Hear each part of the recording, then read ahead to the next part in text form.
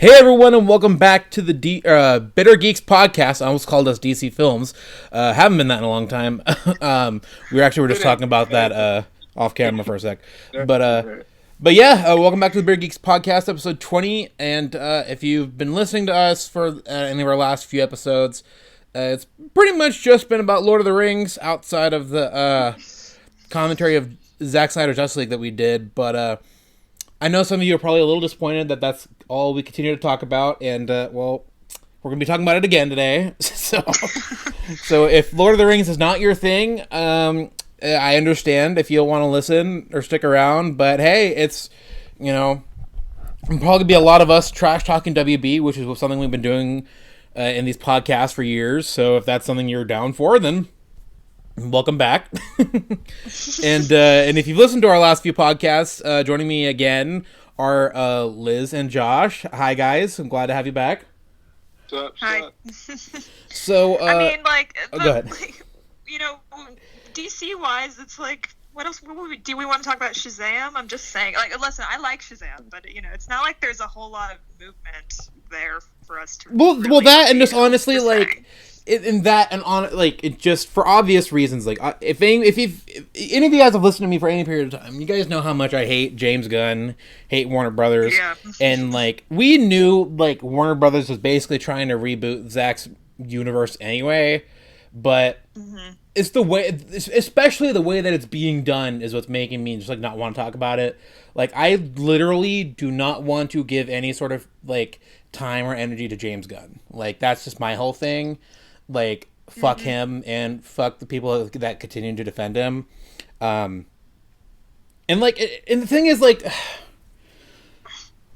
Guardians of his movies fucking suck. I'm sorry. Like, the only reason why Guardians of the Galaxy had anything enjoyable in it, honestly, was from Nicole Perlman. And it's obvious because when you watch Guardians of the Galaxy 2, that movie was steaming dog shit, and she wasn't involved.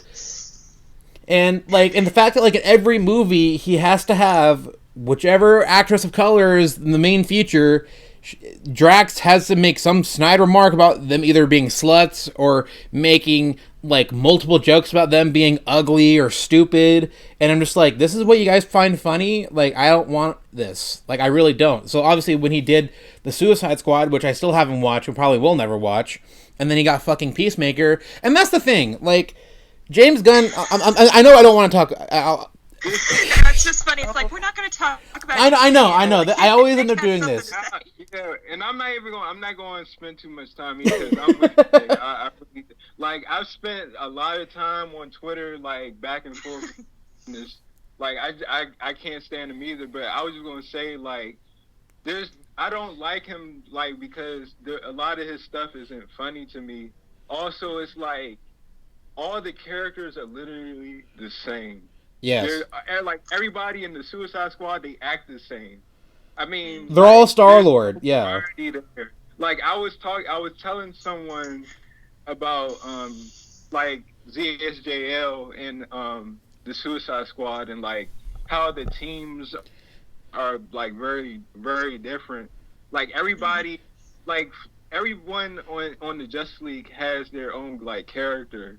But then if you, like, you watch the Suicide Squad, everybody acts the same, and it's just that nobody's funny, and it's really annoying, and, like, I haven't watched Peacemaker, but I've just seen, like, snippets of it, and it's just like, yeah, I can't do this. I'm saying, well, if all I had to see from Peacemaker was the fucking Justice League cameo, where they make the fucking Aquaman fucking a fish joke. Fish joke, yeah. Yeah, like, wow, you're so fucking unique and hilarious, James Gunn. I'm so glad we gave our universe to you. Like, and then, like, I had, like, I'm actually pretty proud of this tweet. Like, I don't get hit tweets very often, but, I don't know if you remember this, Liz, because this was, like, pretty much right after they announced the fucking... Oh, wait. I know the one you're talking about. Oh, boy. It's probably going to be a while to find it. But anyway, so, like, James Gunn was basically saying, like, why Henry isn't Superman anymore. And he gave his dumbass reasoning, saying, oh, we're focusing on when he was younger and all that stuff. And then I said something along the lines of, like, you would want to focus on something young, wouldn't you? That was so funny. I choked when I read that. I was like, Nick, you did not. And you did, and I respect it. Yeah, and it's just like... yeah, and it just... outside of that, too, it's just... I was never going to be that thrilled for whatever Warner Brothers is going to be doing anyway. But, like, even before the Guns announcement, like, okay, like, I could give, you know... I like the first Shazam. I don't like Zachary Levi, but, like, I'll give this other one a shot, maybe. Aquaman I liked. We'll see what happens, but obviously with the whole Amber Heard thing, it's hard, you know, I don't know what the fuck they're gonna do, or, like, if they're gonna cave and then just pretty much cut her to a nothing character, or what. And then, of course, Guns shit I just didn't care about. But yeah, now that we know for sure he's, like, running a rebooted universe, I just don't care. But yeah, that's pretty much all I have to say about about why we don't really cover DC at that much anymore. If we do, it's going to be more or less the same sort of conversation. Yeah, it really would be. It would be a lot of ranting. Well, we can do a Rebel Moon episode when we get there. Yes. Like, Zach's... once we get a trailer and some more... Yes. we'll definitely do that. And, Liz and I can't remember if we said this in our Lord of the Rings chat or just in our private chats, but, like, I really need Zach to release something, because I'm like, I feel like I'm, like, in the desert dehydrated out here, like, waiting for Zach content. Like, we got like that little bit of, like, snippet and, like, that Netflix sizzle reel, and, like, that was it.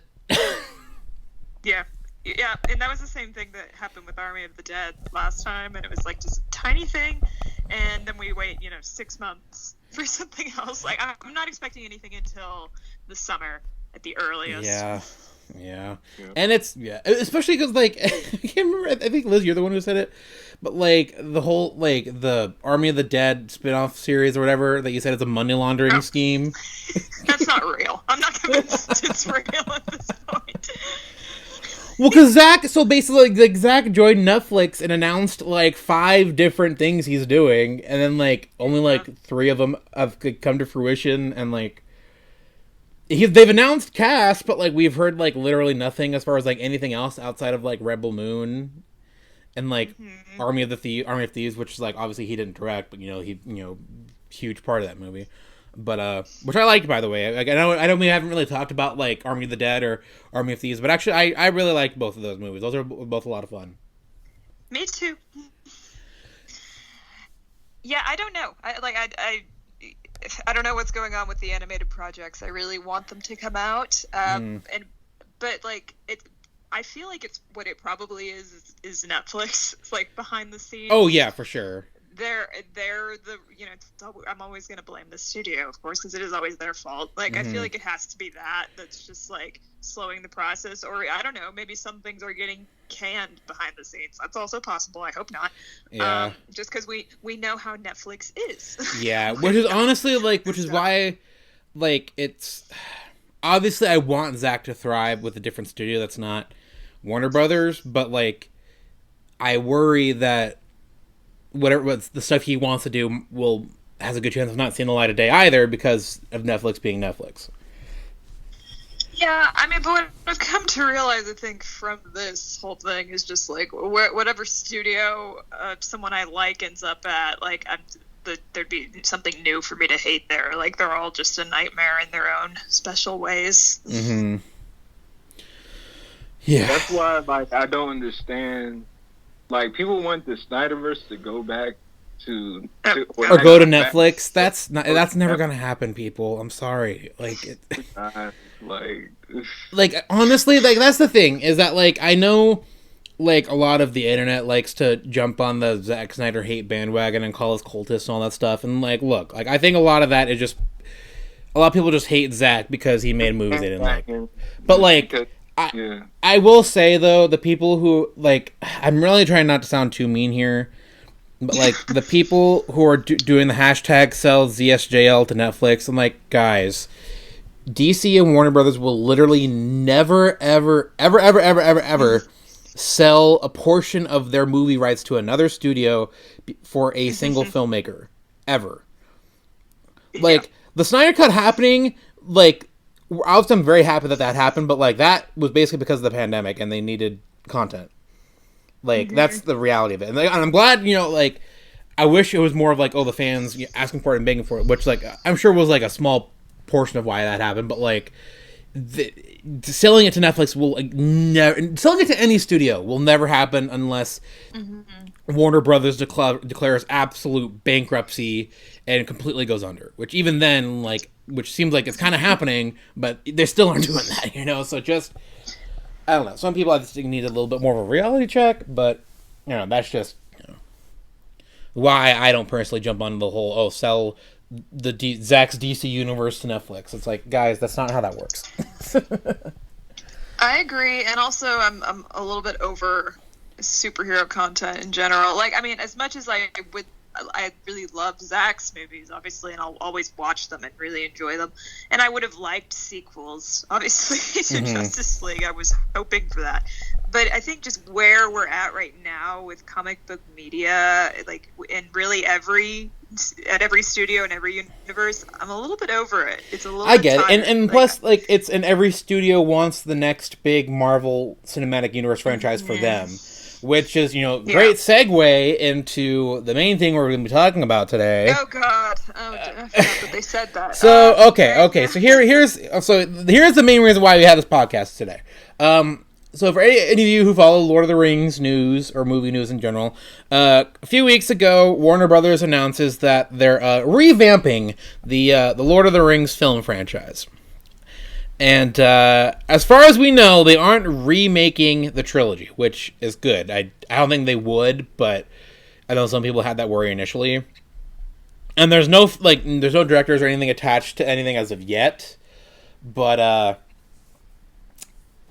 it does seem like they are keeping Peter Jackson at the very least in the loop as far as new projects, but Warner Brothers basically wants to make Lord of the Rings Middle-earth cinematic universe.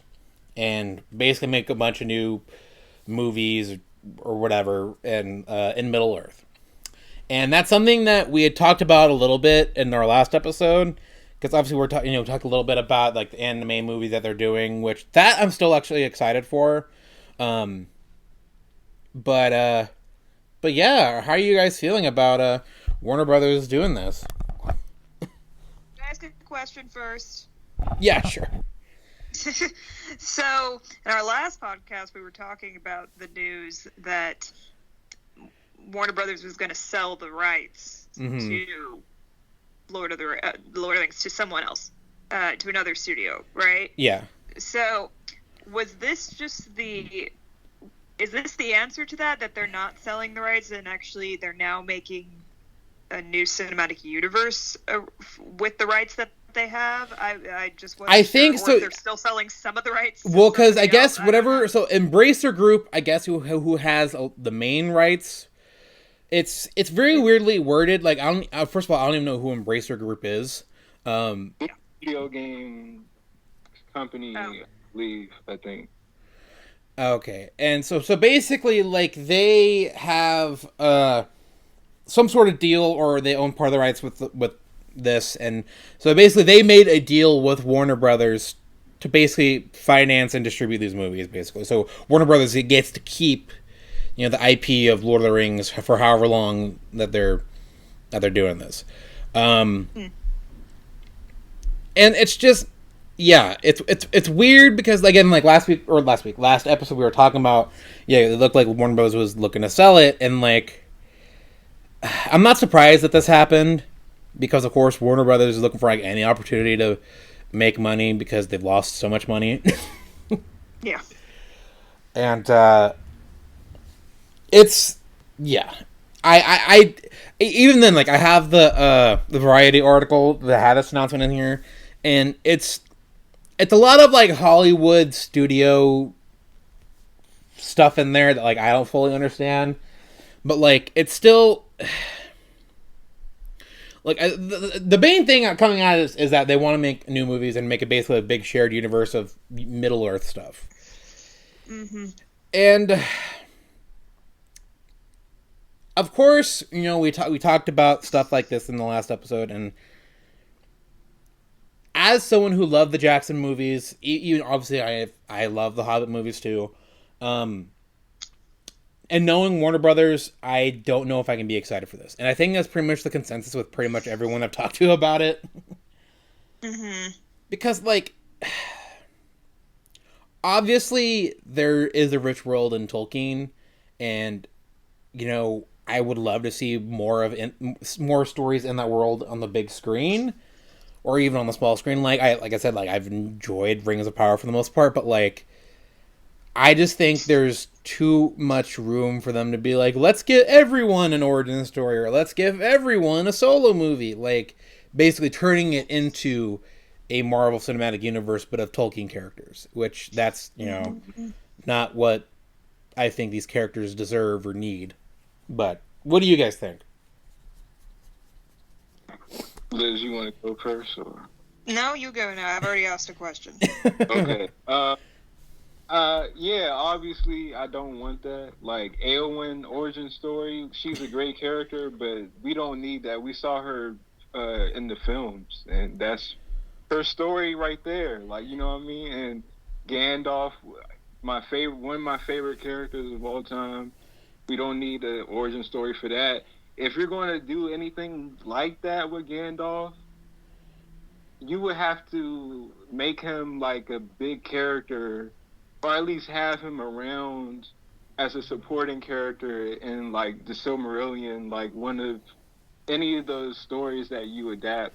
Mm-hmm. But I mean, the Silmarillion, like, the Tolkien estate, I think they hold the rights for that, so we're probably never going to see that. But, like, I feel like that's, I mean, if you're going to do like a whole big Middle Earth, like, cinematic universe, then, like, I would hope that they would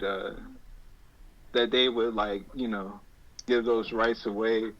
And, like, because there's a plethora of stories that you could tell right there, and it doesn't have to be just random characters like I said, Eowyn, or I don't know. Like, we don't need a Legolas movie or Gimli or, like, you know, any Faramir. Like, you know what I mean? Like, we don't need to see that. I mean, I was also, like, I in my notes, I was just, like, coming up with ideas. Because sometimes, like, you know, when I get bored, I do fan casts and stuff like that. But I was just thinking, like, if they could make a, what's his name?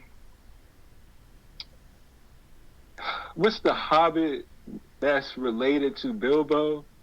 Oh, Bill Roar-Took or something like that.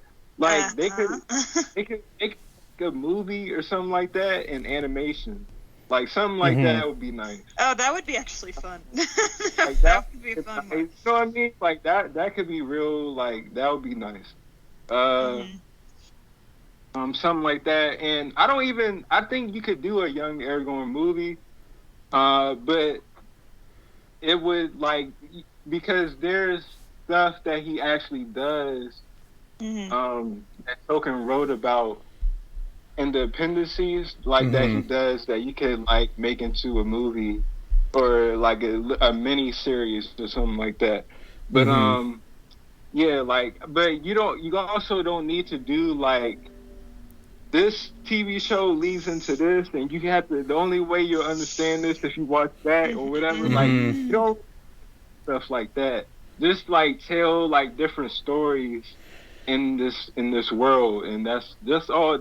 I'm fine with that. But like I said, like, don't just do some random character that Tolkien never. There's no, like, anything about them. Like, you know what I mean? And there's no need to do like a like, I personally wouldn't want a Tom Bombadil movie, like, because I feel like, I mean, I don't have anything against him. I think he's really interesting, and I've always wondered, like, who is he? We don't really know who he is. Like, some people have speculated that he's actually God, but, like, I think that's interesting. But like, I think, like, because there's also rumors about him being in the show for next season of Rings of Power. Yes, there is. Like, I don't mind it, But like, I don't want him to be there the whole time as a supporting character. Like, that's what I'm saying too. Like, you don't need to make a movie about him. I think he works as a mysterious kind of a character being. Like, you don't really know anything. Like that's why I'm saying, like, you don't need to make a movie about him. If he's just there for like one episode or two episodes, then that's fine. Like, for next season, Rings of Power. Yeah. But if he's just there tagging along the whole time with the Harfoots or whatever it is, like, that's doing too much. Yeah, but, and but I think you understand what I'm saying. Like, as long as they don't just go crazy and just start going wild and making, like, why would you do a young Denethor like series? Like have him as a supporting character if you do a young Aragorn or something like that, because he's there, he meets him or whatever. So like, yeah, that's all you have to do. Yeah, and that's honestly, it's hard because I think you can tell stories in this universe without directly adapting the books, but at the same time, like, the more you give them too much creative, because I want to say, like, you shouldn't give directors or these writers creative freedom, but like, and I hate to make it sound like I'm bashing Rings of Power, but with Rings of Power, I feel. Sorry, I just got curious.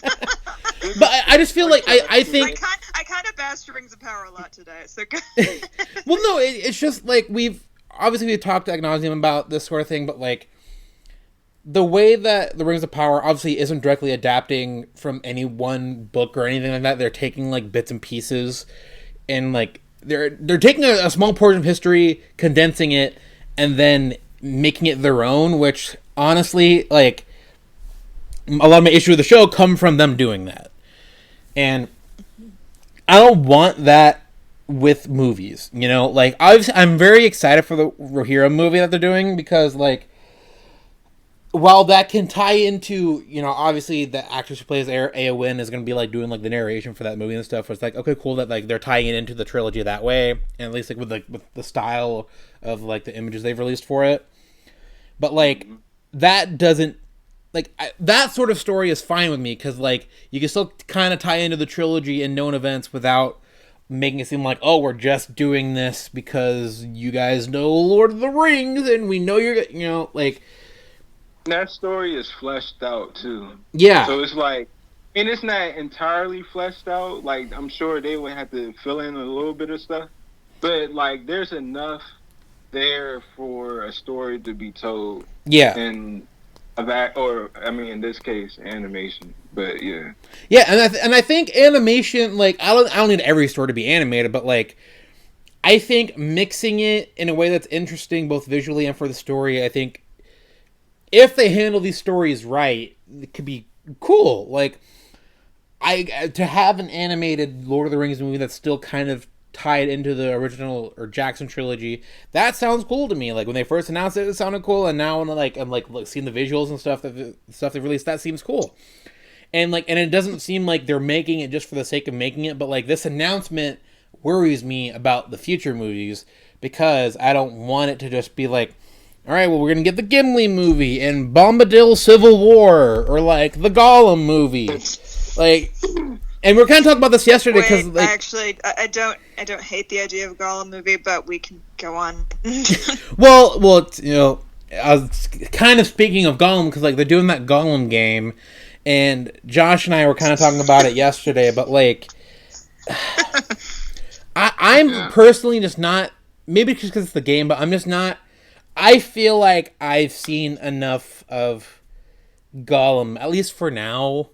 Like, I don't need, like, we saw his origin, like, we saw a lot of him in the trilogy and stuff, and we, you know, it's stuff like that. Like, I don't need more of that. Like, Aragorn, I think there's something there, but like, I don't want it to be made just for the sake of like, oh, well, here's Aragorn's origin story. Like, I don't need that. Like, yeah, it's like you're going back to the stuff that you've been introduced to, and then it's like you have an attachment to that character, and it's like, well, this character is so iconic, like, we could make so much profit off of this. Mm-hmm. Like, off of that character. Like, not like, and I say like you could do a young Aragorn movie, but it's like also it's like this whole like world is so vast. There's so much history. Like, you don't need to go back to the stuff that we know or seen before. Exactly. Like my whole thing with the stranger possibly being Gandalf. Like, you have two other wizards there that we don't know that much about. Like, you can do something with that, but it's like if they do that, it's like, well, damn. Yeah, exactly. Like, again, another issue I had with that is, like, with the Rings of Power show, like, we don't need everything to be characters we already know. And, like, look, and you gave us a character we already know in Galadriel, and did you write her that great? That's it's debatable. I mean, let's not get into that. No, I know, but I'm just saying, like, I don't need. No, I just mean, like, I'll end up ranting. We don't need that. No, I know, but like, it's, we don't need fleshing out of characters that don't need fleshing out. Yeah. Like, because I feel like mainly it's like the characters that were already heavily featured in either the Hobbit movies or the Lord of the Rings movies. Like, we don't need much. Like, I don't, like, Aragorn, okay, maybe because obviously he's like 80 something years old by the time we meet him in Fellowship. So, like, okay, is there something interesting there? There definitely could be. But, like, he's an exception. He's not the rule as far as, like, oh, well, he has so many years, he could do, like, a Legolas. Like, no, like, I don't need, like... We already got Legolas's origin in the Hobbit movies. We got weirdly CGI-faced Legolas, like, people were complaining about, like, Legolas being in the Hobbit. Like, guys, like... Oh, that doesn't bother me. I know he wasn't there when Tolkien wrote it, like, but he wasn't... That's because Tolkien hadn't invented him yet. Yeah. He wasn't thinking... He didn't invent a lot of that stuff yet. Like, so it's like...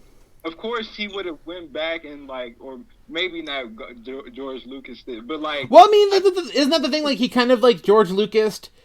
The Hobbit, after he wrote The Lord of the Rings, initially, like, he made The Ring more important after he first wrote The Hobbit. Yeah, he wrote The Hobbit first as a children's book, and then, like, I believe he was asked to write a sequel, and he already had ideas, and then he was just, like, he based it really on The Ring, and that was how that happened. Yeah. So it totally makes sense that he's there. Yeah, I think, what probably happened was he was writing Lord of the Rings, and he's like, well, I want an elf from this area. Oh, it'll just be the son of that king I wrote in The Hobbit. Yeah. Like, that's how that happened. And then Legolas was born. Like, that's how that happened. Right. But yeah, so, like, I think we handled enough of, Legolas' story. Like, I don't think we need more. Like, Gimli, like... No, like... You could do a Legolas and Gimli movie, like, after the War of the Rings. Oh my god, their romance after the Lord of the Rings. You're so right. I would watch that. Well, okay, I mean, I'm kind of joking. I'm not joking, because I do think their relationship is romantic, but that's not relevant here. The point is that I really do love their directing Legolas and Gimli. Yes.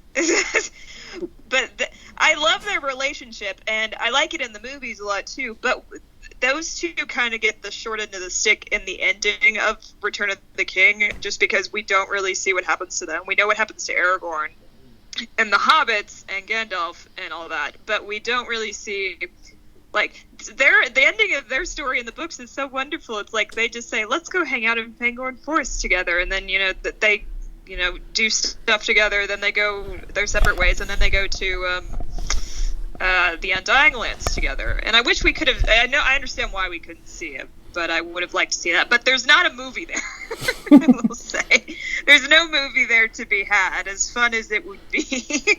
So, yeah, just pointing that out. Gimli and Legolas movie, I don't think that would work. Yeah, and here's the thing, like, are there things, like, selfishly that I would want to see?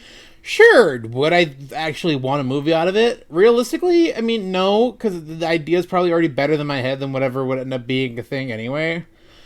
And plus, like, it's been 20 years, since the original trilogy, and like, I just don't want a Luke Skywalkerization of a lot of these characters, as far as like CGI and like just making them like caricatures of kind of like who they were before. You know what I mean? Because like that's my fear. And not that like everything going on with Luke Skywalker and Disney these days is like horrendously awful or anything like that, but just like I've been enjoying what they've been doing with Luke, but like, but I also understand too, like, they're relying too much a little on legacies. Yes, that's my point. Yeah. Yeah, it's like this is a whole galaxy. Come on, like. Yeah, and look, I obviously like seeing characters like that is cool and exciting, but like, I just think a lot of studios these days rely too much on either like nostalgia or like stuff you grew up with. You know, it's like. Yeah. I like nostalgia sometimes? Sure. Like, that's why, like, I still enjoy No Way Home, you know? But, like, using it for, like, obviously, like, Henry Cavill being in Black Adam with the fucking Williams theme isn't appealing to me. I don't give a shit. It's like, oh, that's the classic Superman theme. Okay, well, like, I'm not a fucking 45-year-old man-child who can't get over Christopher Reeve dying, you know? Like... I like being able to just move on from things, you know. That's why, like, as much as it sucks, like with the whole with Zack Snyder's universe in general, we knew it was going to come to an end at some point because of the way Warner Brothers is. So, like, I accepted a long time ago that like it was done. So, like, I'm moving on. I'm not interested in what's currently happening, but I'm moving on, you know. And I think like studios need to like just do that sometimes and not just be like, all right, well, we need to bring back everyone that we loved before. So, like, so many of these characters don't need that, and I feel like Warner Brothers is gonna end up doing that. Like, and especially, like, their studio that, like, doesn't actually listen. You know? Let me ask y'all this question, because this relates to this, too. Mm-hmm. Like, Peter Jackson, like, possibly coming back and being involved, that is kind of the same kind of thing of like because those movies were really those movies were successful because of him. So it's like, do y'all think that it's like they're just bringing him back because like he did magic with the trilogy, not so much with The Hobbit, which I mean I enjoy those movies, but people would say like, you know, there's so much criticism surrounding with those movies. But just saying, like, do y'all think, like, that's a danger to be bringing Peter Jackson back just to rely on, like, what they've done in the past and it's about money and all that? Like, I can see it both ways. Yeah. Like, personally... Like I was hyped as hell. Like when he said like I might be in there still, like because like I don't know, like he's my favorite director, so it's just hard for me to not be excited about that. And I've been God, your favorite director. Yeah. I mean, like, no, I love him too, but it's just like, damn, he never works. That must be rough. Damn good. And then it's like the King Kong movie. Oh yeah, that's a great movie. And then he did Lovely Bones, which like I didn't know that was him when I first watched it. Too. He's a great director. Yeah, I get it. Like, he really didn't need to do anything else after the Lord. Oh no, he did. No, not absolutely not. No, he didn't need to do anything else. Like, I think that was Oscars, you know, like come on, like you know what I mean, like. Yeah, I mean, he's an interesting director because he's had a pretty odd career trajectory. You know, he's not very old now. No, for director, he's in his 60s. He's in his 60s now, I would say. He did, like, all things considered, he was pretty young when he did Lord of the Rings, like compared to like you, and especially when you consider how massive those movies were and what an undertaking. And he was a nobody horror director, and I still don't know how he got Lord of the Rings. I know he wanted to do it, that he was a fan and he wanted to adapt them. How he got a green light from the studio, I have no idea. And especially since he filmed them back to back, so it wasn't like they waited on the success of the first one and then we're like, okay, now you can do the rest. No, he filmed all of them at once. I don't know. He had friends in high places, is how it must have been. And so his career trajectory is so interesting because he did those 3 movies that were so successful. Like, yeah, they had like a tiny bit of backlash from some Tolkien fans, which is I get. But like for the most part, they were huge and they made so much money. And the 3rd movie was the 2nd movie ever, and for a long time to cross $1 billion, right? To cross $1 billion for a long time, it was only Titanic and Return of the King. Those were the only $1 billion movies ever. Like they were so massive, and then Return of the King won the most Oscars ever, tied with 2 other movies. Like I'm saying all that to say that like Peter Jackson hit like an insane amount of success that most directors and people, like will especially in like his first like, and he did that by the time he was like 40 or so. Yeah, like exactly, like he could have just like walked away from Hollywood entirely and been still considered one of the most successful directors of all time. Right. Yeah, and that's what's kind of like he's just kind of an anomaly, I think, because you don't see that. Like you have no one else other than maybe James Cameron to compare him to in terms of like that much success that young. Mm-hmm. And I think that maybe unlike Cameron, he didn't have like that huge stamina to really like keep going. Like I think Cameron I think can do this until he's in the ground. Like, I agree. He I think that's what thrills Cameron in his life. Like he needs to work. But Peter Jackson, I don't think is that way. Yes, he's done other movies like King Kong was great, and he did The Lovely Bones, and he still works with these documentaries that he does. But clearly, that's a little bit less. And he did the Hobbit movies, obviously. But clearly, with his recent projects are less taxing on him. And so I think he's had some his own like struggles. It's like, wow, where do you go from like the highest high you can ever achieve as a director with Return of the King? And he's done great work, but I'm just saying that his career trajectory is interesting, and I think he probably has, because we know the Hobbit movies were behind the scenes hell for him. I think he has a love-hate relationship with Middle Earth and Tolkien, which I totally understand. He's had struggles with the Tolkien estate. They have mixed feelings about him, which I get. So I think he's certainly very attached to it, and I can understand why he wants to return to it. But I don't know. Do you think he'll direct a movie? I would be shocked if he directed another movie. Like if he ends up kind of like quietly shepherding this movie and kind of like being like, okay, well, here's where like you can do this, and this doesn't necessarily need to tie to each other. But if he just kind of gives like the overall idea and like layout for like, okay, well, here's what we do moving forward, I can see him kind of doing that.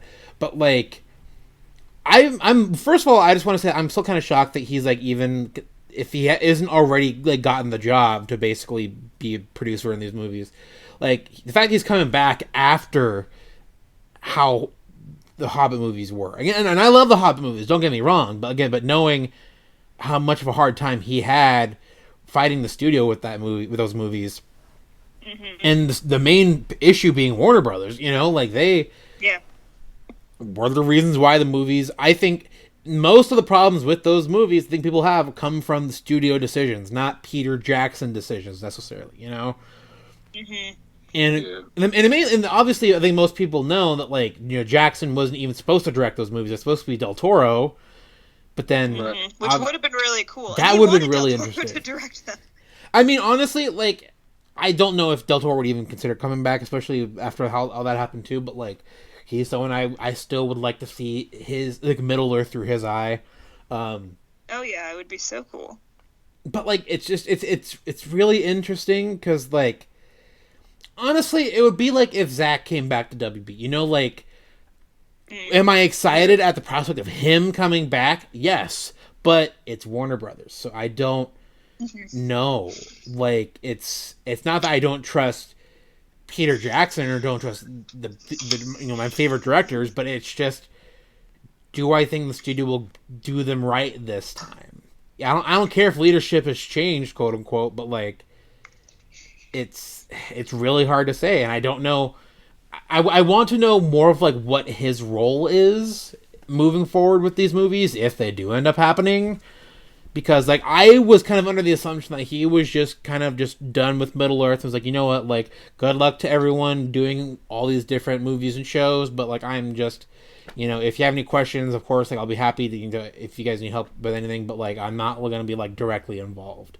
In this, it sounds like he's enthusiastic to kind of in some way be directly involved. So I don't know. It looked like he was going to be involved with the Amazon show too. Mm-hmm. I think that they wanted him to be. I think is what happened, but we don't know what happened really there. Yeah, I have my theories though. Like the state was like no. It was like no. Yeah, that's what the rumor was. Yeah, and that's what I think happened too, because you can tell those showrunners and writers love the Jackson movies. Actually, I think to a fault. I think they made some mistakes actually in that way. But it's clear that I'm sure they were that they're huge fans of him, and I think they said they reached out to him early, but then he never heard from them again. So what I think happened was they really liked him and wanted him like at least to give his stamp of approval, but then the Tolkien estate stepped in and was like, no. that's what I Which think. Is like I understand. Like it's funny because we actually haven't talked about the Tolkien estate, I feel like, that much, but like it's so interesting that they seemingly just do not like Jackson at all, considering just how beloved that first trilogy of movies is. Okay, let's, I guess, say it this way. Christopher Tolkien hated Peter Jackson in the movie. And that's Tolkien's son. He passed away. That's his son. Yeah. And he passed away recently, and I have a great respect for Christopher Tolkien. I think he was incredibly talented, and it's because of him that we have a lot of the work from Tolkien available to the public. He's done amazing work in that way. I have my criticisms of him and how he's run that estate, but I think I have plenty of respect for him, and he is also has a total right to despise these movies. You know, like they're not entitled to him loving them, even though I'm sure he benefited financially from their success. I mean, I can't imagine how many more people bought those books. But he certainly is. They are not entitled to his approval. But it was Christopher Tolkien is the only one who like infamously hated those movies. He has a son who, at least one, who really liked the movies, and there was at least one Tolkien relative, like descendant, who cameoed in a Lord of the Rings movie. Oh yeah, I remember hearing that. Yeah.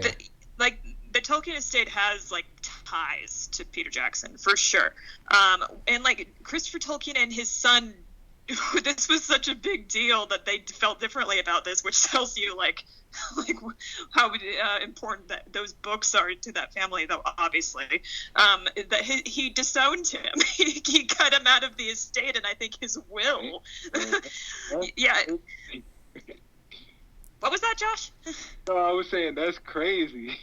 Yeah, no, it is. Like it was a huge rift. Like he was out of the family. Like he was outcast. It was like Game of Thrones shit. Like he's like Christopher Tolkien. You know, he's the patriarch. What he says goes. So he like outcasted his son for that, and there had to be some kind of money element here. But like it was really like.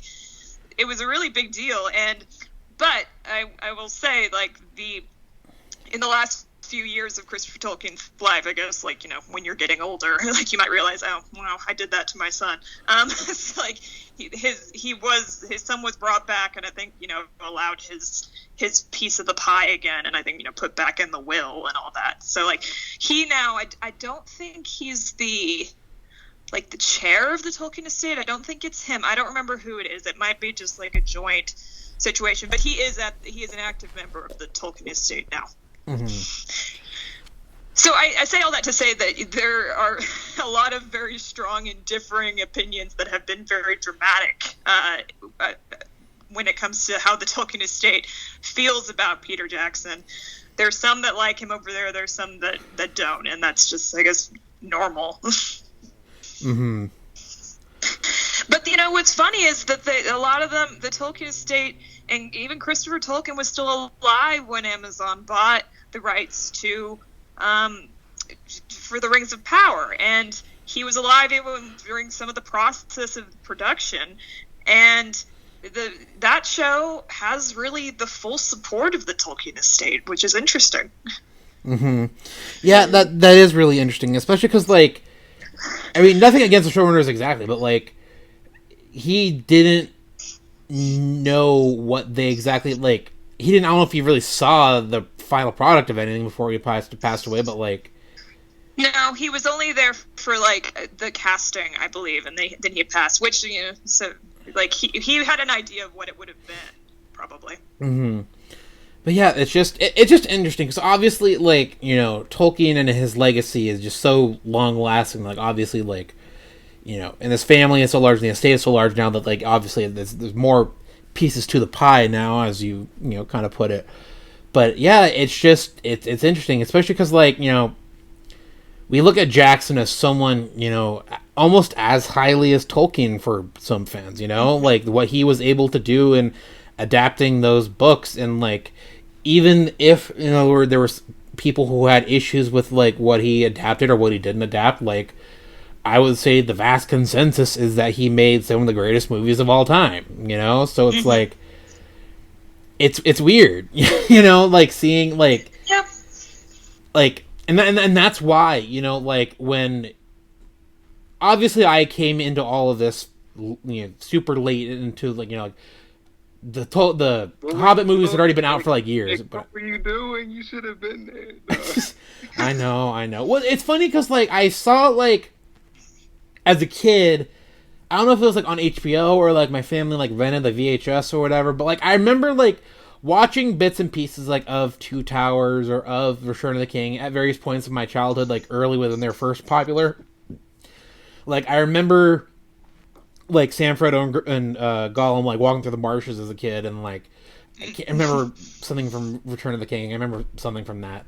And then I watched the very first, like, 45 minutes or so of the theatrical cut of Fellowship in 8th grade, and it just was not my thing, but, like, I wish it was, because, like, they become my favorite movies of all time, that happened very quickly for me, and, like, it kind of just took like Liz being, like, just, like, she wasn't, like, that pushy about it, but, like, it was just well, I knew you would like them. and I'm glad you didn't. And it's already been, like, over 2 years since I watched those movies, and I literally spent, like, pretty much all of 2021 in my free time just watching the movies on repeat week after week after week. I want to say I watched the entire trilogy at least 20 times throughout the course of 2021. Love it. And hey, that's valid. But I've probably seen them, like, over 1 billion times. And they're so good, and, like, it sucks because, like, I don't know why, like, I just don't have the, like, it's hard for me to sit down and, like, watch movies like that anymore, but, like, they're just so good, and, like, so I was watching them the other day, like, I had them on I was watching them on our iPad or something in the living room, and my daughter was, like, asking who everyone was, and I was, like, trying to explain it to her, and, like, she's 4, so, like, a lot of the stuff, like, flies over her head. But, like, it's, obviously I, again, I do wish I had loved these movies or watched these movies from, like, a younger age. But, like, they really are just some of the best movies ever. And, like, they are worth the hype. And, like, and it's hard because, like, when I try to convince people to watch who haven't watched them before, like, I know, like, a lot of people have the same sort of, like, feelings about them that I had before watching them. Like, oh, they look boring. Like, oh, not really my thing. Especially because, like, a lot of people who haven't watched them are the type of people who go and watch, like, Game of Thrones. They're like, oh, this is fantasy to me. It's like... It's hard because, like, yes, they're both fantasy, but, of course, like, Game of Thrones is more, like, I don't know how to put it, but, like... Listen, Tolkien could get there. I mean, he's written, if you look at the if you read like the Silmarillion like stuff, like the Children of Hurin, like oh god, that shit is dark. That shit might be the like most tragic story like Tolkien has ever written. It's very Shakespeare. Yeah. Yeah, but like, oh god, I hated when Game of Thrones was first coming on. They were like, you know, all people saying like, oh, it's like Lord of the Rings but darker, and I'm just like, oh wow, the stories are not alike like, at all. Yeah. But yeah, like with Peter Jackson, like I don't. Of course, like if he was to direct one of these movies, or I don't know if they're planning on doing like trilogies or whatever, but like I'll be excited for that, obviously. But I think the best kind of role for him would just be like producer/writer. That way we could get like more other like fresh directors, like in there. Like I've been saying, Robert Eggers, like I think he would do something really interesting. Yeah, like something interesting. And David Lowery too. He did The Green Knight, like something like him doing something. We talked about Del Toro. We good. And Steven Spielberg that's my top favorite. Like because too, like Peter Jackson did work with him too on Adventures of Tintin. So like if they could like have her like come back together, like that'd be nice. Yeah, that would be a nice little fantasy that you have. I'm not expecting that, but that would be very exciting. Yeah.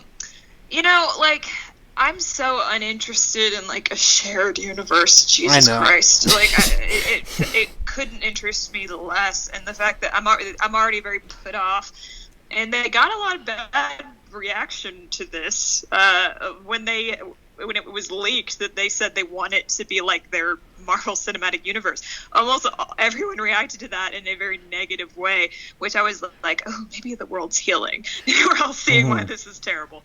And in general, I actually don't think the reaction to this news has been particularly positive, which is interesting. And I think it's because a lot of people are sick of this, like these cinematic universes, like the attempted ones. To me, what would be like if they're going to do this, what I would want them to do would be like not like this shared universe, but just like bring in different directors who like want to adapt a specific Tolkien story, whatever they have the rights to, and then they just go and do it.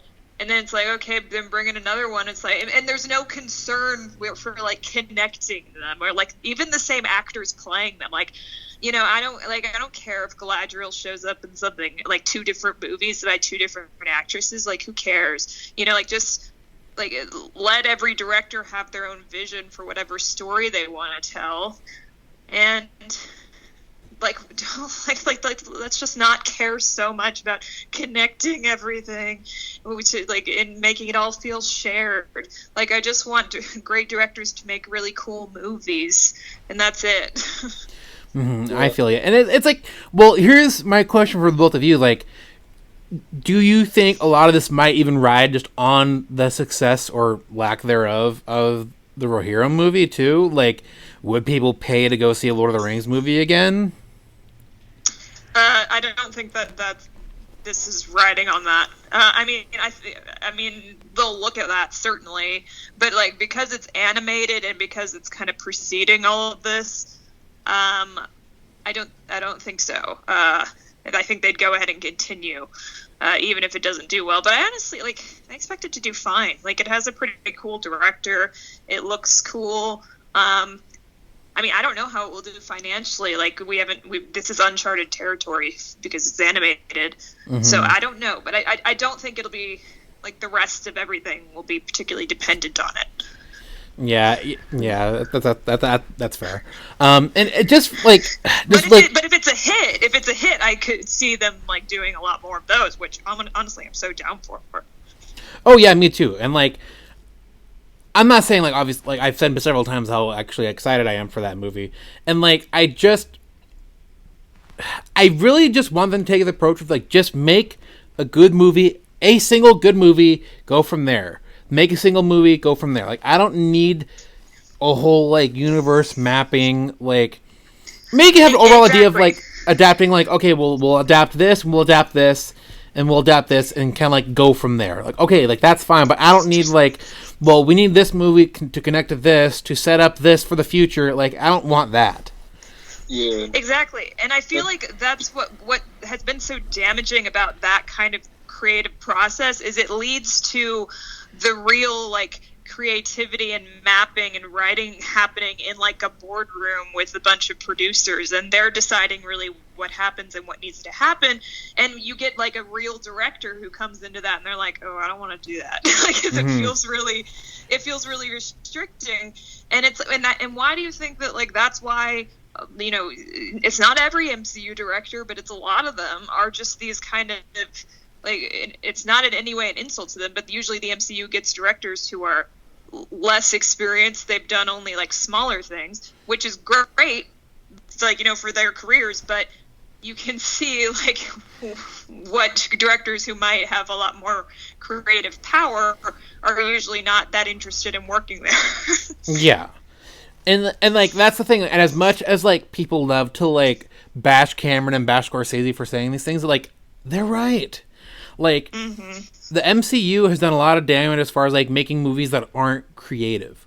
You can be like, oh well, Taika Waititi made Thor Ragnarok, and like no, like first of all, like that movie's a piece of shit. Secondly, like okay, just something having color in it and having humor doesn't make it like that creative.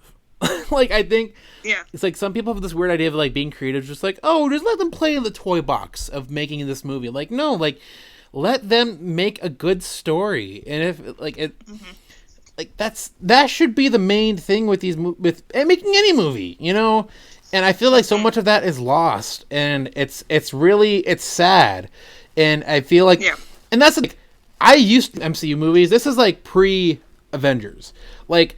The first few movies felt like they had somewhat of an identity to them, like they weren't entirely made by committee. They're basically being like, okay, well, let's make this and kind of like see where it takes us. And then they made Avengers, and Joss Whedon made jokes, and everyone's like, oh, well, this should be the standard for every movie ever now.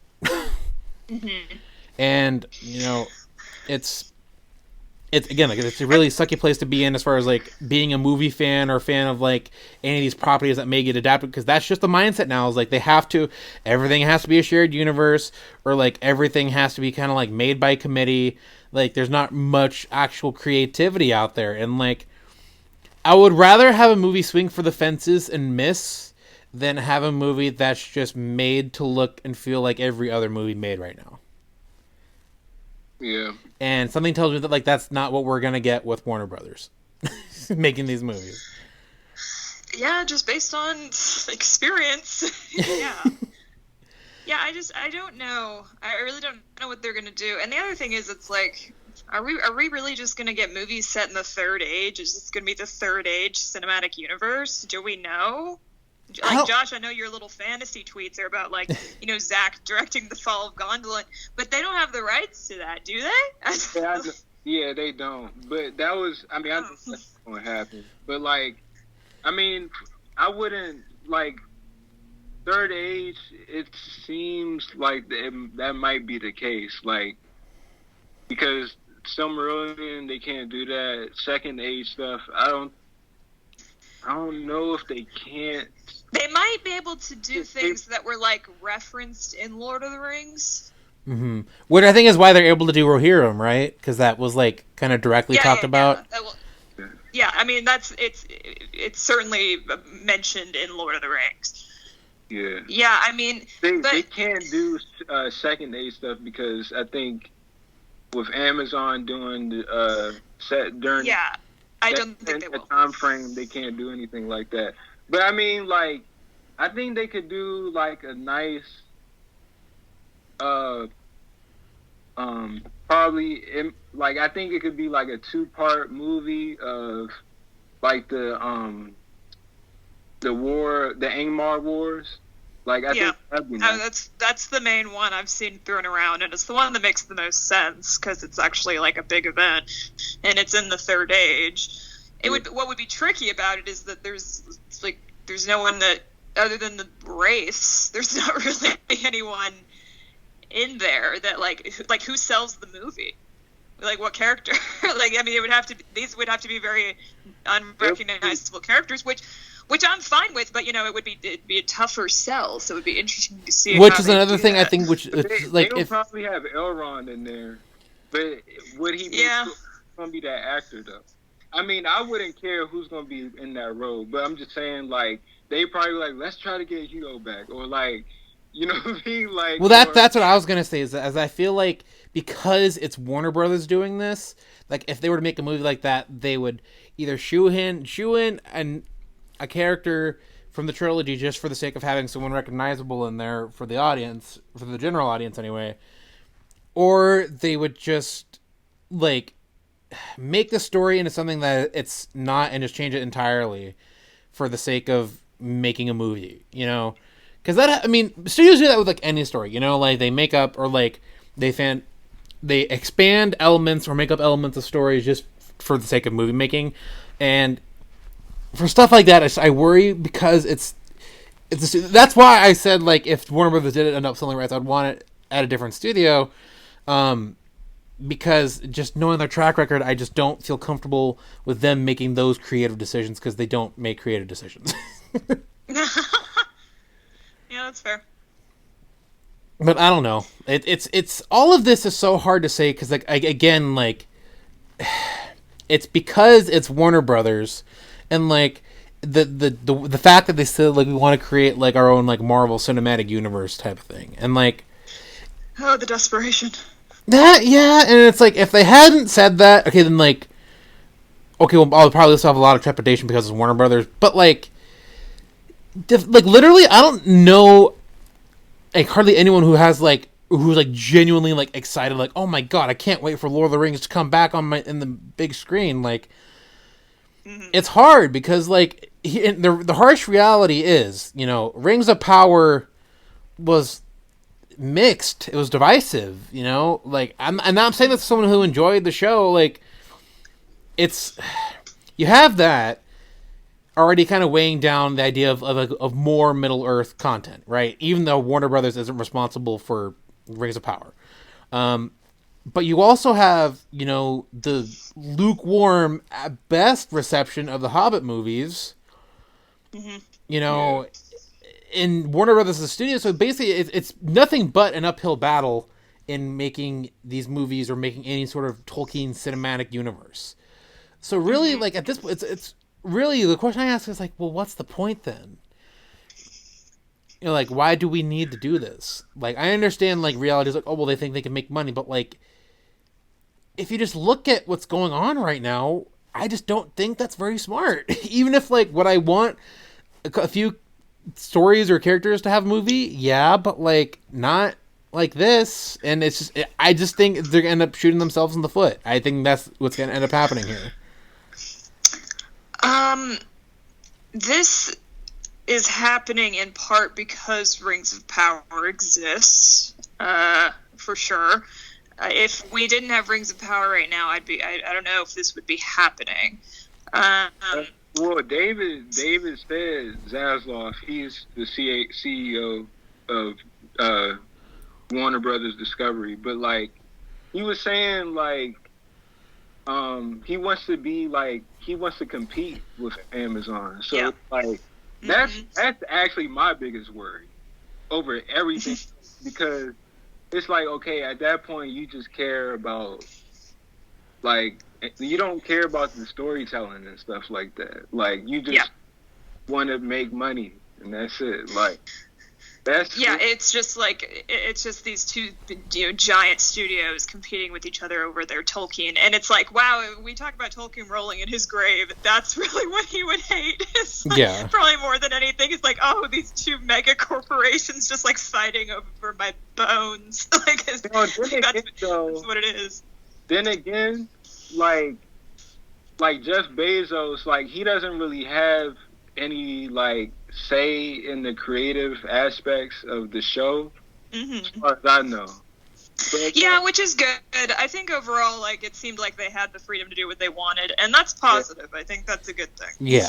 Yeah, so like if a director comes, it might be the same case. Like David, he would be spewing all that bullshit, but a director would just come in there and do his thing, his or her thing, and then it'll Right. be good, hopefully. Yeah, but I guess what I was saying, and what to add to what you were saying about what they said about Amazon is, like, WB watched what happened with Rings of Power, like, and it was a success. Like, the show was a streaming hit for sure. It's by far Amazon's biggest show ever. Like, it wasn't a very big social media presence, but clearly that did not translate into viewership. Viewership was huge, so it was very successful. And obviously, Warner Brothers was watching that happen, and they were like, "Oh, we don't want Amazon to be the Lord of the Rings studio. We're the Lord of the Rings studio," right? Like, they were like, "Oh, that's our stuff, and we need to start doing that again." And that is absolutely a big part of why this is happening. It's competition. It's like, Lord of the Rings is our brand. We're the Lord of the Rings studio, and it's that's. Even, like, who gives a fuck about, like, who at home, like, why would we care about that? Like, well, they don't care about that. Yeah, but they but, care that Amazon's getting all that streaming money. And they're like, well, we could be making movie money. But I just feel like you don't think, like, people would take that, what you just said, and then, like, they'll, like, be like, dog, like, we don't care about that. Like, but I mean, I guess he doesn't, like, he doesn't care about what other people think, so I guess that's probably what his mindset is. I mean, it's really just like there's a financial aspect to this somewhat, like, just like in who's getting the Lord of the Rings money, and right now Amazon is getting the Lord of the Rings money, and Warner Brothers wants the Lord of the Rings money. That's really that's what it is. Like, I think it's just as simple as that, which I hate, but yeah, and that's just. And this is why, like, news like this coming from Warner Brothers, regardless of, like, the statements they put out of, like, why they're doing it, like, it's just, we don't trust them. And, like, they're not making this for the sake of, like, they're not saying, we think we can make or tell new and interesting stories set in Middle Earth that will flesh out the universe and flesh out these characters. They're saying, well, the other studio's making money, and we need to make money. Like, that's literally it. And, like, it's petty. That's what it sounds like to me. It is petty. And I will tell you, part of what they did with the Peter Jackson news, the way they brought him on and released that news, like, to make everyone feel excited about it, was 100% a shot at Amazon. Like, oh, we got Peter Jackson, you didn't. Exactly. It was, and also because the Rings of Power got so much bad press when, like, Peter Jackson, and he didn't say this maliciously, he just said it. He said, "Oh, I wish them the best, but I heard from them once, and then I didn't hear back from them." Like, that was, and so all the headlines were Rings of Power ghosts Peter Jackson, and they got a lot of bad press for that.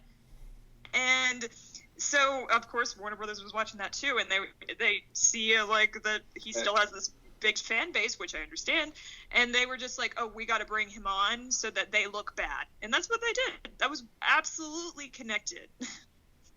Yeah, and it's just, honestly, it just reeks of just desperation, and it's just pathetic, and, like, that's why, like.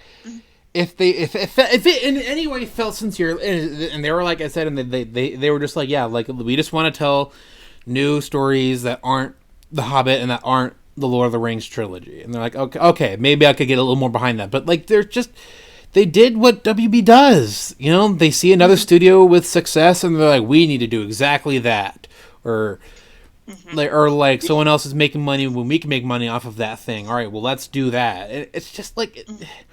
Like, dude, be fucking original for once in your damn lives, people. Like, I don't...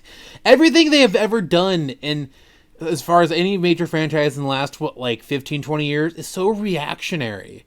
Like, post the Dark Knight movies, I feel like they really just have reeked of desperation, and like, yeah, it's so obvious. Like, that's why, like, well, even that announcement got backlash a little bit too, because with Peter Jackson, because a lot of people, I mean, his fan base is huge and everything, but like, you also had that side where it's like people hate what he did with the Hobbit movies, and they also had problems with whatever with stuff he did in the Lord of the Rings trilogy too.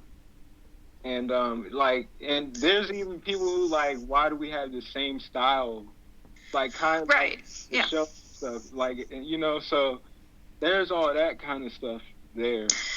Yeah, there were definitely people who were like, okay, I love the Peter Jackson movies, and like, they're, you know, the type that like don't blame him for the problems with The Hobbit, but they were, you know, the reaction was like, can we get new people in here? Like, do we need the same person again? Like, which I understand.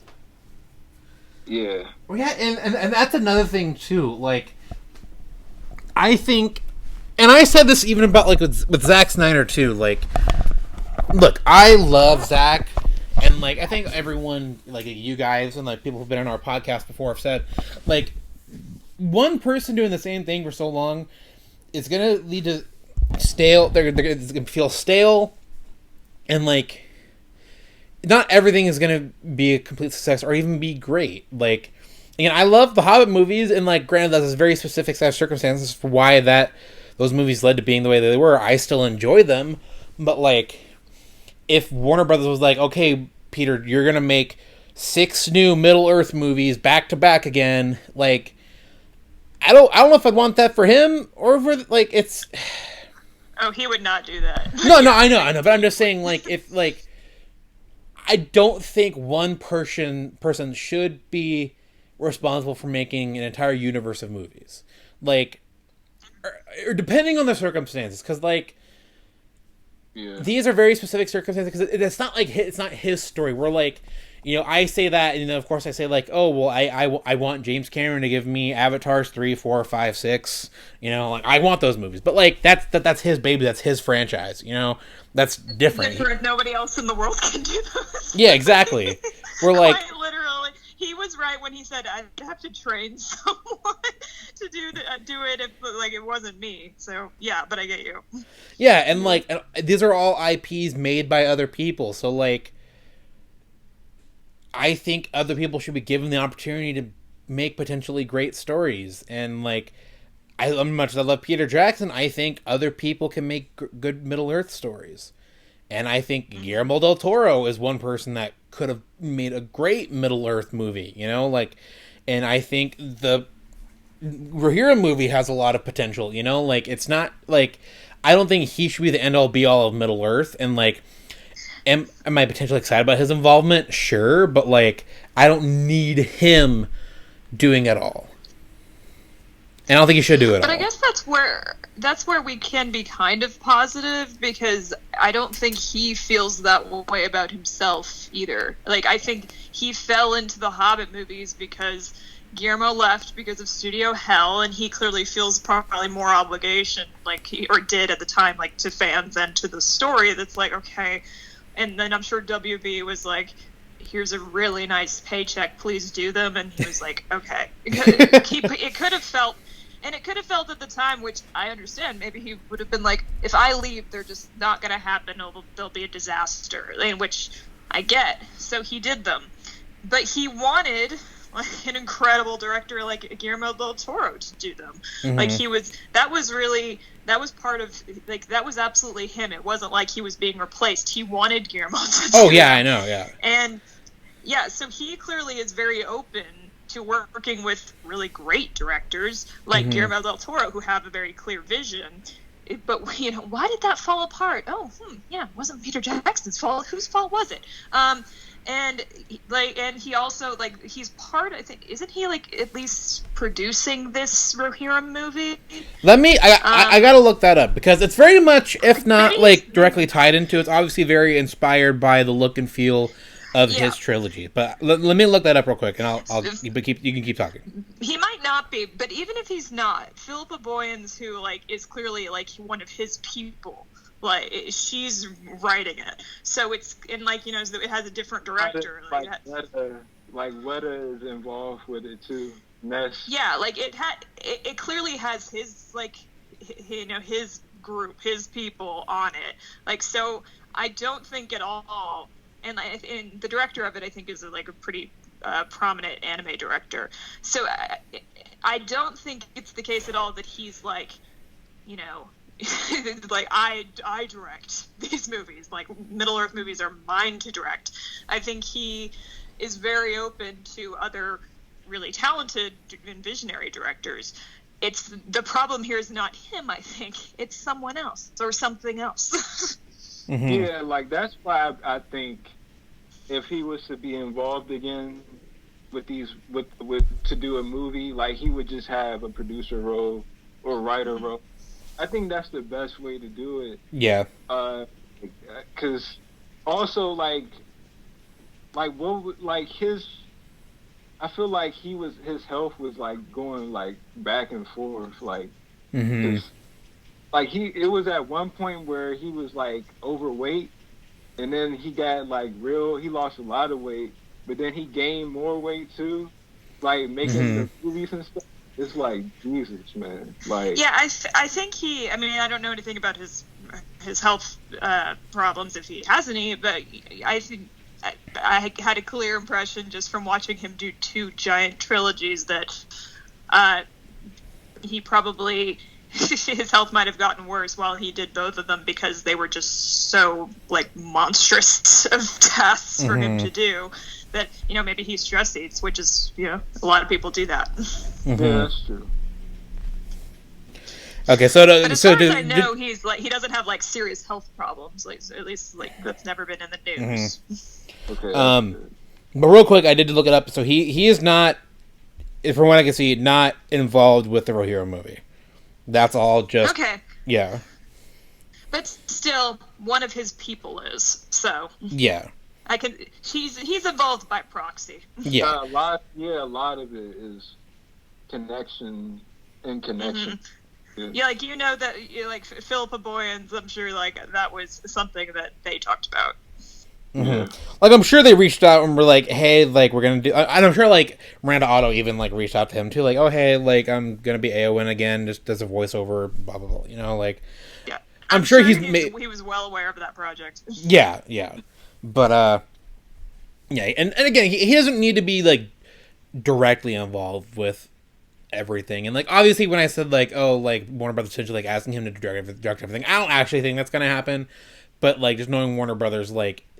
I feel like they, like, almost... There could have been a chance where they expected him to do a lot of the work. And, like, obviously I don't want that for him. But even, like, it's, like, just, like what you guys said, just having him, like, either in a producer role or even just, like, having him work on the screenplay and then just kind of, like, letting whoever else is directing or writing kind of, like, take charge from there. Like, even, like, if it's him doing an outline, like, that's fine with me. But, like, I don't want... Again, just what I think should happen if they're going to do these movies, again, just, like, take it one movie at a time. See how they do. Yeah. See if you do a good job, then do more or green light more. Like, and I feel like that's what I miss about, like, Hollywood. Even, like, 20 years ago Hollywood. Like, I almost kind of, like, miss the uncertainty of, like, okay, well, are we going to get a sequel to this? Like, I don't want to go in, like, all right, well, I guess I'll see the sequel in 2 years, Mm-hmm. Like, obviously, Lord of the Rings is a different issue, but I just mean, like, with, like, franchises and stuff in general. Like, I remember even, like, when Man of Steel came out, I was like, because at that point, other than the Dark Knight movies, like, DC movies almost never got sequels, because they would either bomb, or, like, they just didn't do well enough financially, or whatever. So when Man of Steel was doing well, I'm like, oh, it'd be cool if we saw a sequel to this. We probably won't. Oh, well, that was a good movie. So my opinion, like, at the time, I was like, oh, well, all right. Well, it was nice knowing you. So, like, I almost kind of miss that, and I almost wish, like, studios would just kind of, like, do that. Just, like, see how your movie does, and then announce more. Like, I know, like, obviously, like, the MCU was, like, too far deep into, like, their plans or whatever to do that sort of thing. But, like, with franchise IPs like this, just, like, you don't need to rush to get everything out there. Just like first of all, see if the interest is there. And well, right now, I feel like the interest isn't really there to do what they plan on doing. And then like, so obviously there's not. So like, okay, they're gonna make their movie regardless. See how your movie does, and then go from there. Because like, you can plan all these movies you want, and then it can end up flopping.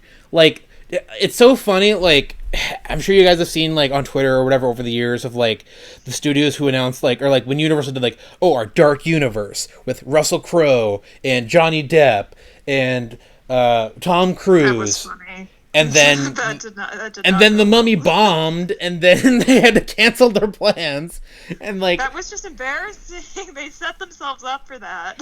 And then like some people were like, "Oh, DC do the same thing with like when they had the cast shoot of like the Suicide Squad cast and the Batman v Superman cast." But like, well, at least they got another movie. Like, okay, fine, whatever. I mean, okay, regardless, but still, just like don't like. What's the saying about like don't basically just don't get ahead of yourselves here. Just see if there's even interest or that you will even have a chance for success before you preemptively call yourself a success. Because like, too many studios have done that, and it's. I obviously, and I get why there's just franchise fatigue, and it's very clear. Like, not everything needs to be IP.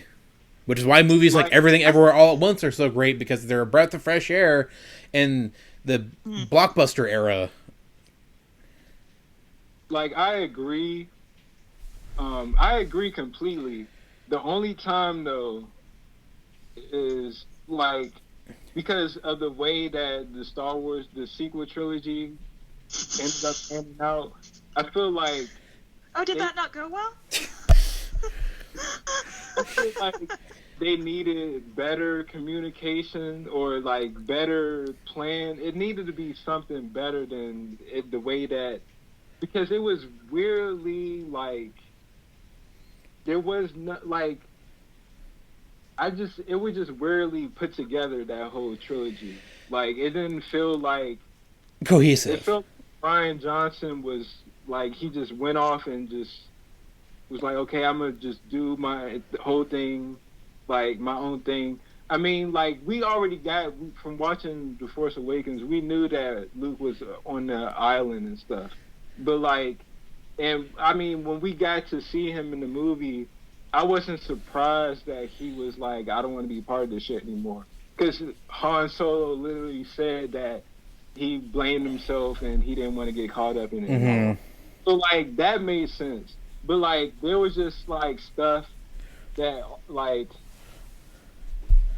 I don't know, like the whole thing with Rey, like being like they.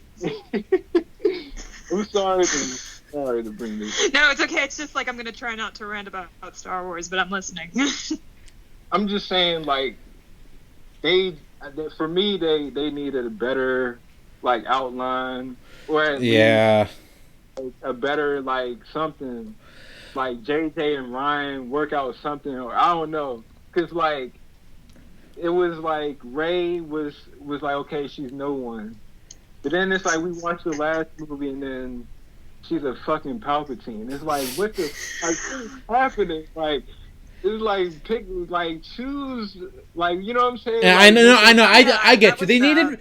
Well, that's the thing, is that like, and here's my quick 2 cents about the Star Wars, Disney Star Wars movies. I liked Force Awakens. I still like it. I think it's fine. I really liked Rogue One. Obviously, Rogue One didn't have to like, it wasn't like setting up a trilogy or anything. I mean, it kind of was. Rogue One is great. We love Rogue One.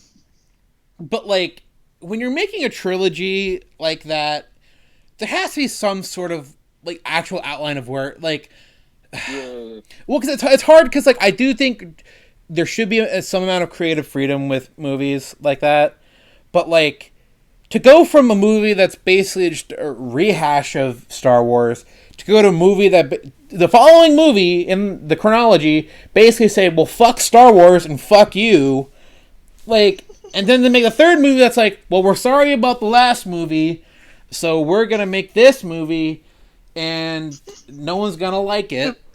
And now, like all this fan service, and it's not like even good fan service. Really. Yeah, I mean here's the thing too. Like, okay, well, just real quick, like the dude is just in there, and it's like it don't make any sense. Like, I know, I get you, and I just want to say, like, real quick, like, obviously, I understand all of the criticisms, and I'm not saying anyone's wrong for feeling that way. I do like The Rise of Skywalker. Palpatine, the Rey Palpatine thing aside, I do enjoy that movie. I know that's blasphemy to say, because like everyone in the world hates that movie. It's funny because when I first saw it, I was like, okay, yeah, this is pretty good. But like the more I just thought about it, I was just like, man, like this just all felt like a waste. Like, well, and here's the thing too. Like, obviously, like that movie was literally one long apology for The Last Jedi, and like you can't make as someone who liked the movie, you can't make a movie that apologizes for the previous movie, if like, or to make it that blatantly obvious too. Like, and it sucks because like I think there could have been a way that they handled that story without making it such a blatant, like, okay, well, we know you guys didn't like the last movie, so it's just it's hard, and especially because like I tried to defend Chris Terrio too, oh, that was not his fault. That was yeah. Terrio, listen, I'll defend him because he wasn't even originally supposed to be on that movie. Yeah, like I he got called in there like last minute, yeah, almost last minute, and it was just like, just do something. And that's what they did. They did something. Like, so I don't even know if I really. I mean, I feel like a lot of it has to go to Disney and JJ. Oh yeah. Because oh no, let's not forget Kathleen. Yeah. No, that's what I'm saying. Well, when I say Disney, I mean Kathleen. Yeah. Lucasfilm, like, yeah, like all of them, like they. Go ahead. I hate J.J. Abrams. Just to set the stage here, I don't just like him. I find him an arrogant little pest. But he is not at fault for what happened with that trilogy. It's not his fault. It's Lucasfilm's fault. Mm-hmm. And I would say that Lucasfilm definitely has the bigger blame. Yeah. Because they brought him on, and he probably was like, I mean, he didn't know like what was he really going to be getting into like that. Like, I mean, he said that he didn't want to. I believe he said that he didn't want to do another film. Yeah, he was there to make the first movie, and he was not asked to like map out any sequels, so he doesn't map out any sequels. He had an idea, I guess, of where it would go, but like, yeah, that's not his job. The rest of that stuff was their problem, and they couldn't do it. Yeah, and it's where I get frustrated with him is like, I believe they were talking about the Rise of Skywalker, and I don't know where it was. It was like him sitting down and talking to a whole bunch of people. And like he was saying like, yeah, like Rey and Kylo, like there's no romance there. But I'm like, dog, like, what are you talking about? Okay.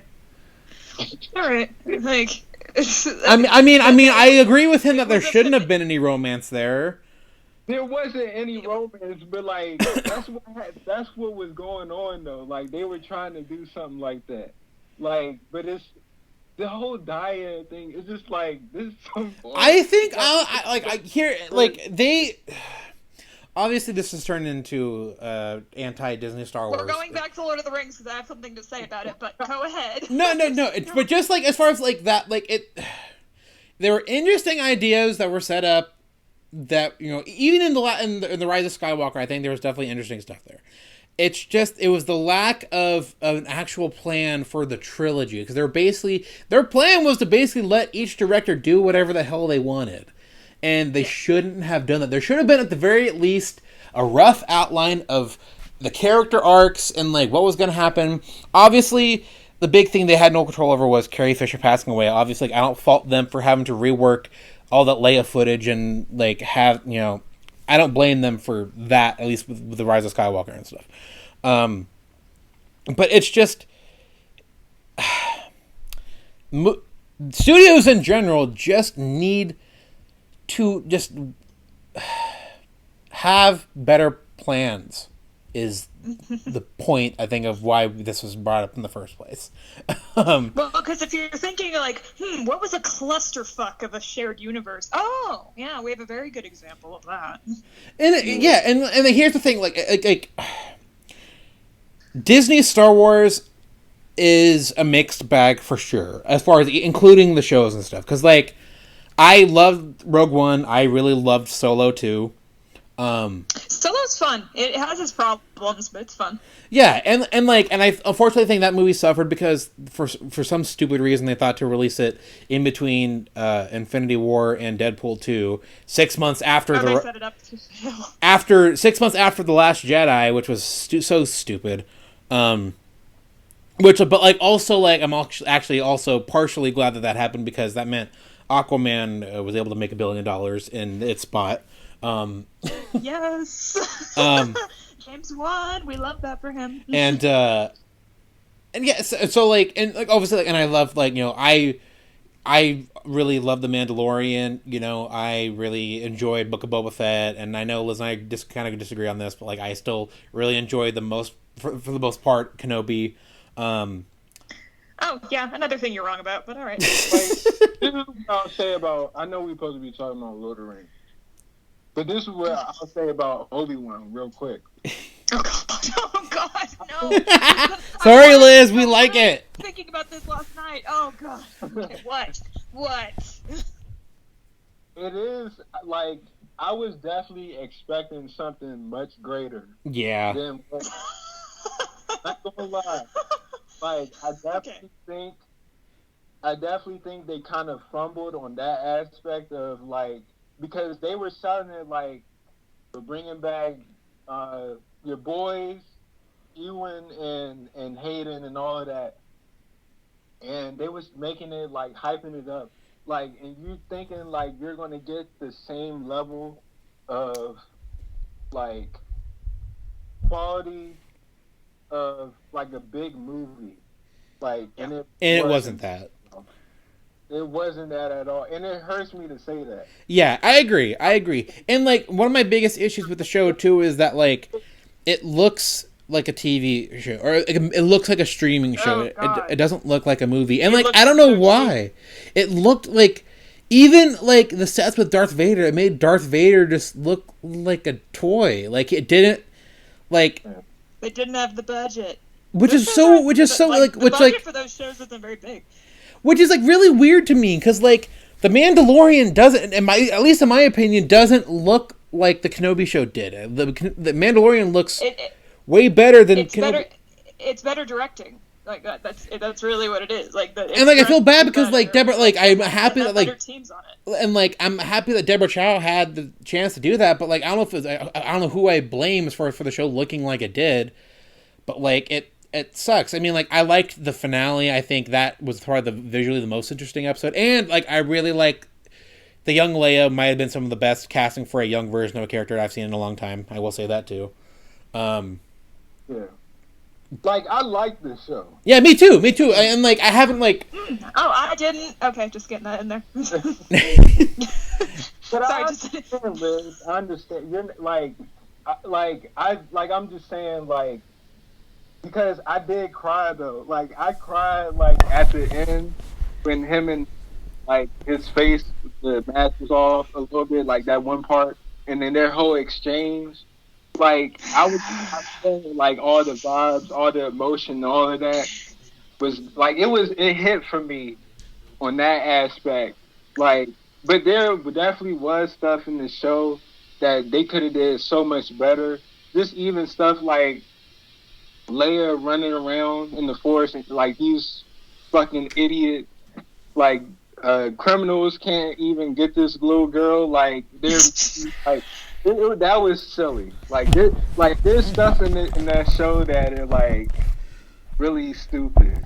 Like, it's like even like, and I'm not saying like Star Wars has to be super grounded and serious and like you can't have hokey shit in there because look at the very first original movie.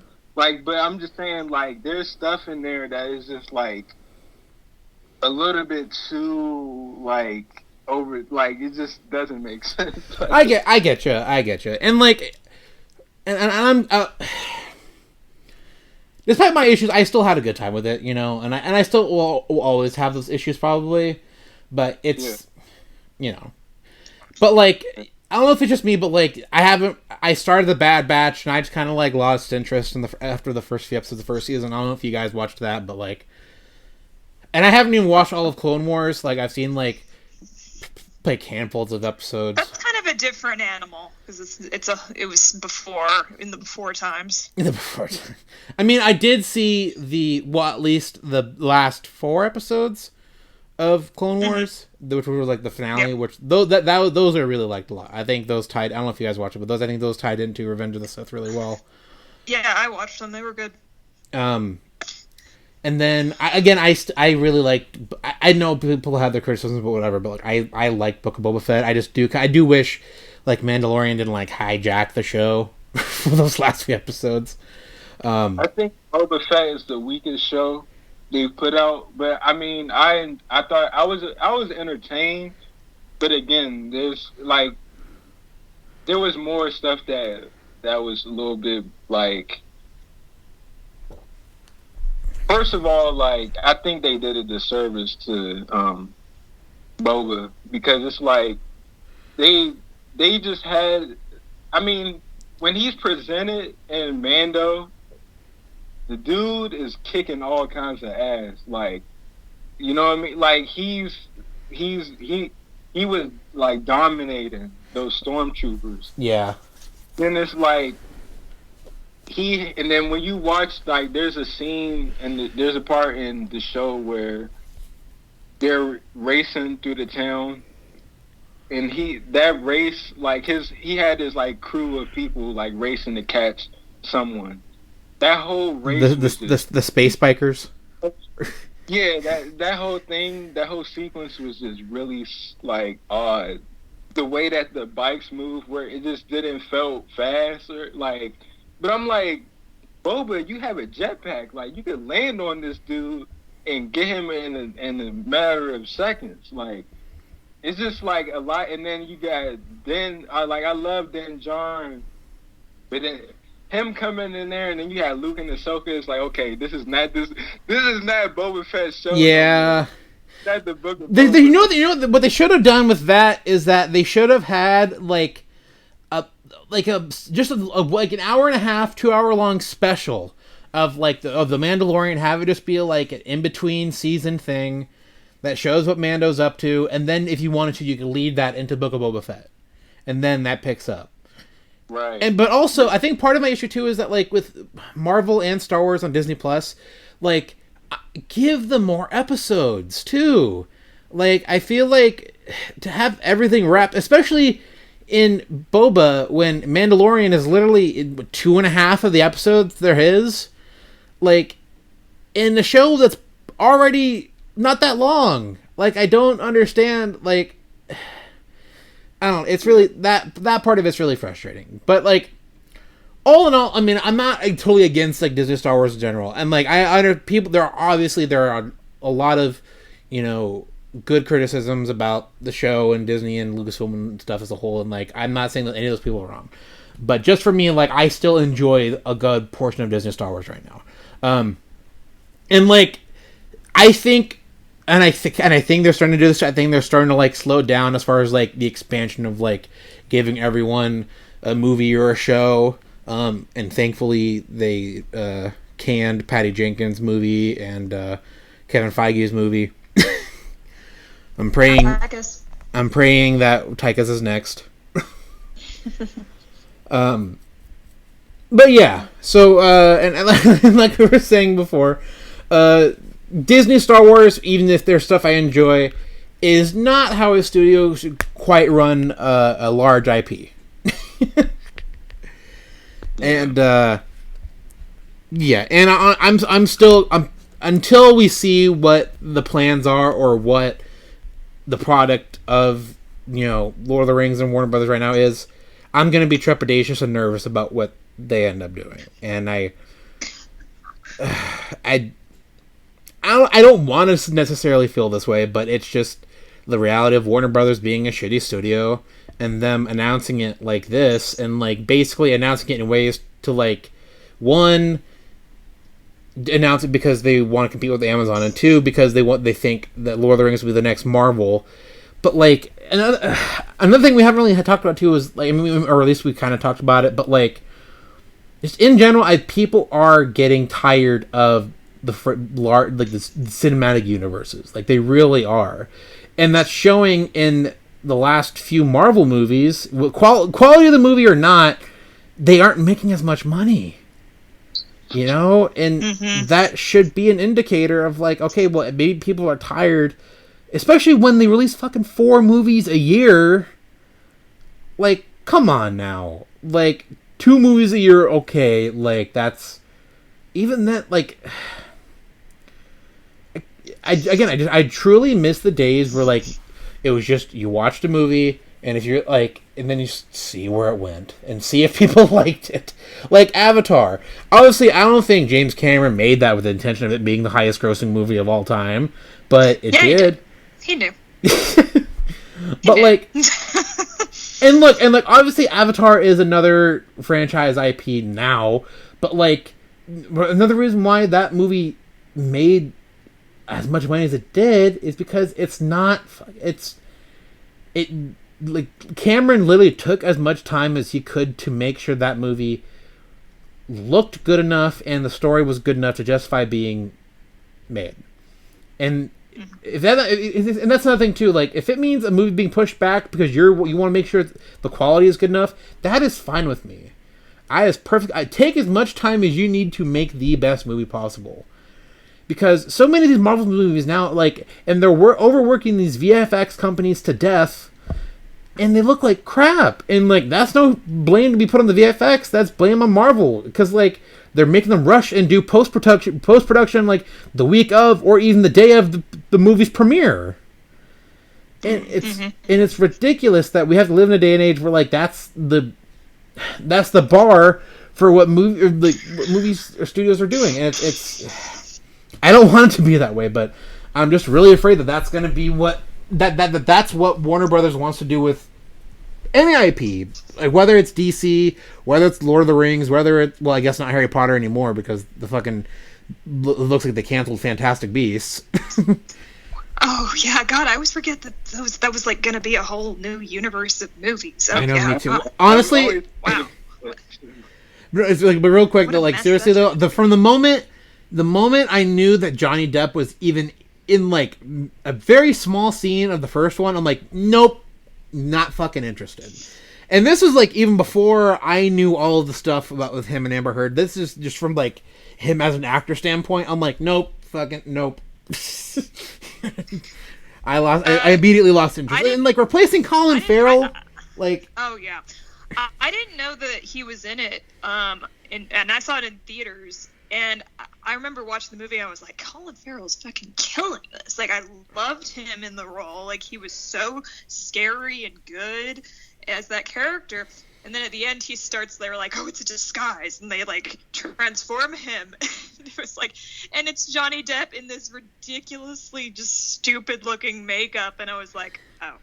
Like, and this was, again, I wasn't even, like, super involved or aware of like these allegations against him, but I was like, wow, that was just the most disappointing reveal, to go from like this really like subtle and like serious performance from Colin Farrell to a cartoon, to literally just like a cartoon of Johnny Depp. And I was like, oh, okay, wow, that felt like a complete slap in Colin Farrell's face.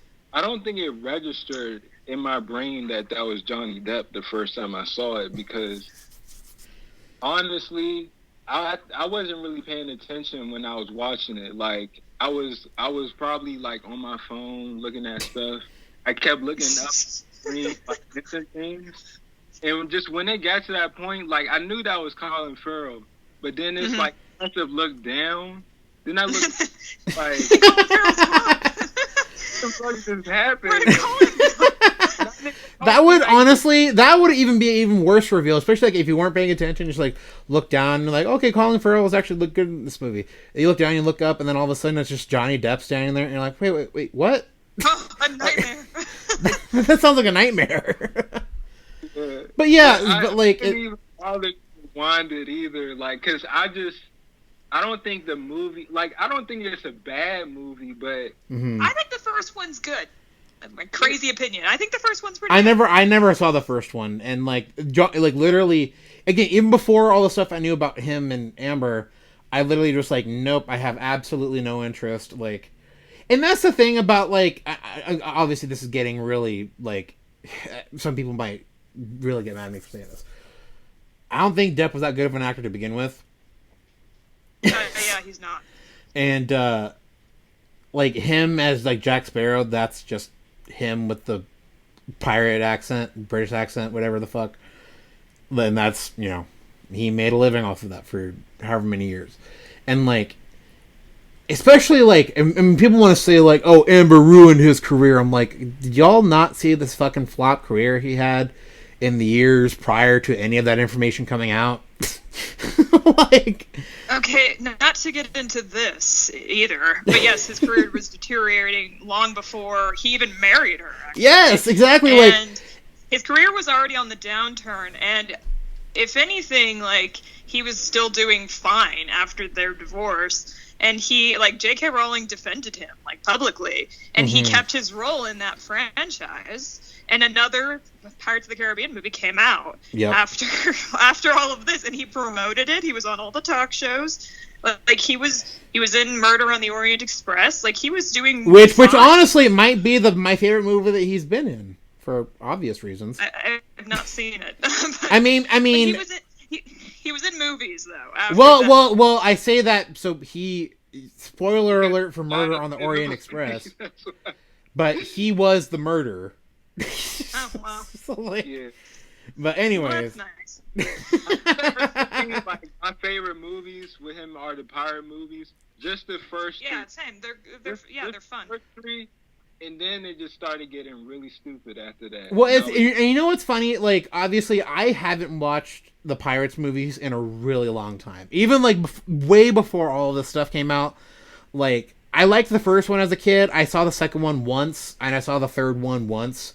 And then I saw the fourth one in theaters, and I actually liked it at the time. I know a lot of people didn't. I'm like, oh, actually, I kind of liked it. It was just a Jack Sparrow adventure. And I was like, in high school, I was like 15. I was like, okay, that was fine. That was fun.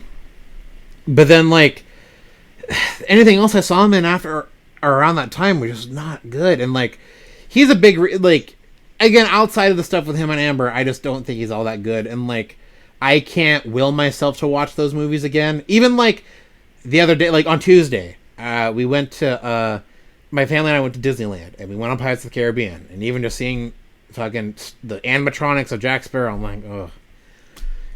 But yeah, I know we really got off tangent there, and, like, I didn't really mean to, but I was just saying, like the Fantastic Beasts franchise is another franchise that, like, you know, Warner Brothers really tried to turn into the next Harry Potter or the next big IP, and that was even after.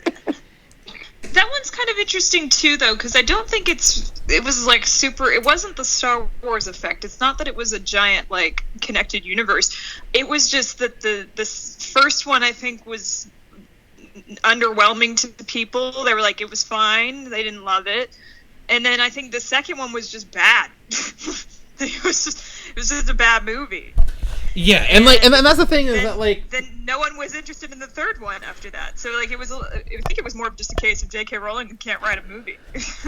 Yeah, and then also J.K. Rowling also was a big reason why I think people were turned off by supporting that sort of stuff. But, like, And also, it's hard, too, because, like, you have so many people being like, J.K. Rowling is this horrible person, and then so many people being like, I'm going to buy Hogwarts Legacy to spite all the people that want to cancel J.K. Rowling.